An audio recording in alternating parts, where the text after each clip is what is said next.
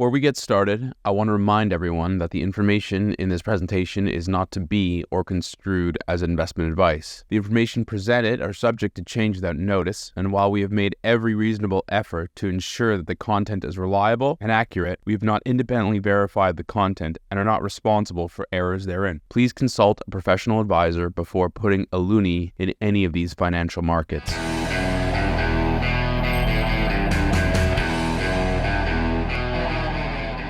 Hi everyone, my name is Richard Diaz and welcome back to the IceCap Canadian Market Wrap. In this week's episode, we're going to highlight some of the market vulnerabilities that we're currently seeing. However, I do not want to run afoul of the regulator, and so I'll reiterate that this is not investment advice. What I'm going to do is share some of the charts and stock market indicators that are flashing red, that is to say, giving us a warning signal, why they stand out, and the risks they pose for Canadians. The first chart or indicator that I have for you today is one of my favorite long-term charts. It's the cyclically adjusted price-earnings ratio. It's calculated by dividing a company's stock price by the average of a company's earnings over the last 10 years, adjusted for inflation. Here we've shown the S&P 500, but the math is the same. This data is from economist and Nobel laureate Robert Shiller, who rose to prominence with his book Irrational Exuberance, where he warned the stock market had become a bubble in March of 2000, the very top of the market. What's really cool about this chart is that we have an incredible amount of history, and with that history, perspective. And you will note on the right that we are now flirting with the highs that we've barely seen outside the crash of 1929 that precipitated the Great Depression and the dot-com bubble. What's also cool is that hidden below the dot-com crash are the 2007-8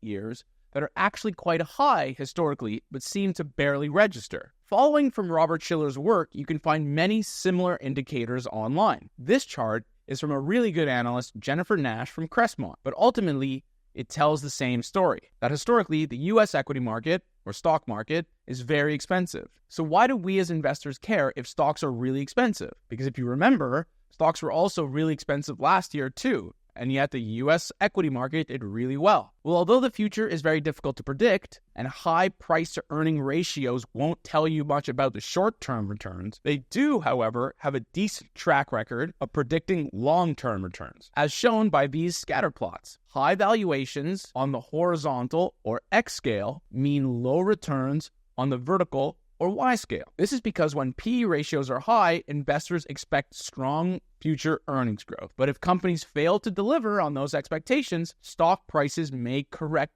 downward. Or in other words, expectations and the prices that follow normalize. The question that naturally arises when focusing on the US's extreme stock market valuation is what about other countries or regions? And indeed, there is a huge difference. This chart is of the price-earnings ratios for the US and other countries. And as you can see, for the last 50 years, there was not much of a gap. Now, however, they have diverged. This is to say the rest of the world is much cheaper than the US. On some measures, this difference is the widest it's ever been. Why? Well, one reason is the recent dominance of US tech, but it's also due to broader earnings growth, inflation, regulation, the US dollar, and many other factors outside of the scope of this week's video. What I want to impress upon you is a warning. Buying cheap stocks won't necessarily save you. This is key because retail investors are often told about the importance of diversification.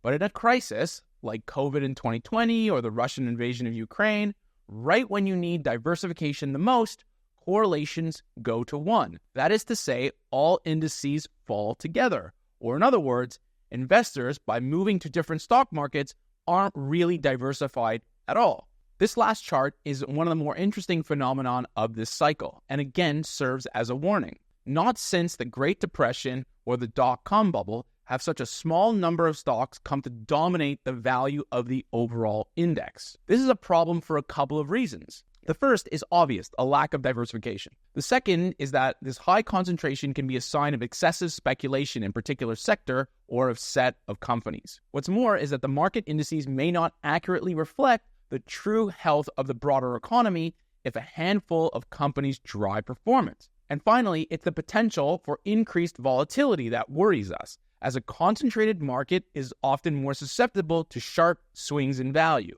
This last one, increased volatility, is particularly interesting because of the growing dominance of passive investing, which has exacerbated the increase in stock market concentration and, by extension, the outperformance of market cap weighted strategies. Many people have a lot of money in these strategies, and everyone fancies that they can get themselves out of it if and when the facts change. But the problem is a bit like trying to leave a crowded theater through a single fire door when everyone else has the same idea.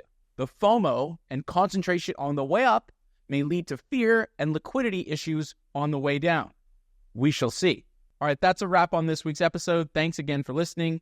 Please like, subscribe, and follow for more. It really helps with the algos. And as always, we manage money for families across the world in Canada, so please feel free to get in touch.